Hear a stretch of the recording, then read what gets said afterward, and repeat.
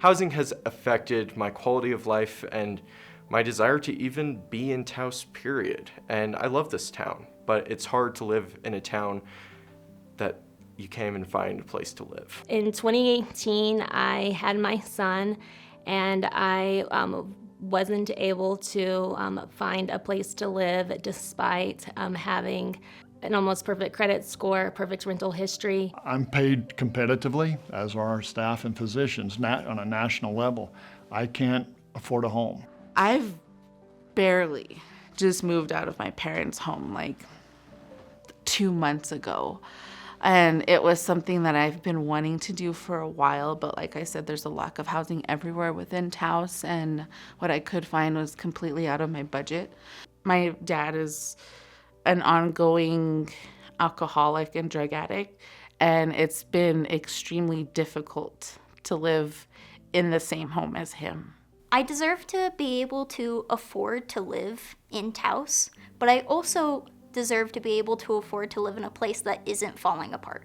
I don't deserve to live in a place with a rat infestation because there isn't a floor in one of the rooms. Housing is something that underpins so many other things that we work on in the community sector. The mental state of somebody who's moving a lot is definitely unstable. Higher risk of anxiety, higher risk of depression, higher risk of suicidality. Our leadership knows of all of these addiction and domestic violence issues. And I feel like a lot of these could be worked on just with housing alone. All the social determinants of health, whether it's housing or food security or behavioral health care, they impact each other. I'm working with folks who are looking to access education, not even for the sake of education, but just looking for a place to live. I don't own a home because I haven't been able to beat the revenue versus cost puzzle. We can't bring people in because they can't find housing. So housing for all of us, that's the vibrancy, and that has to happen. We're going to have housing across the landscape. The biggest need to tackle is how do we house the unhoused? How do we house better the unsecured housed? Statistically, we know that at least 100 people are homeless on any given night in our county. Everybody thinks these people are from somewhere else.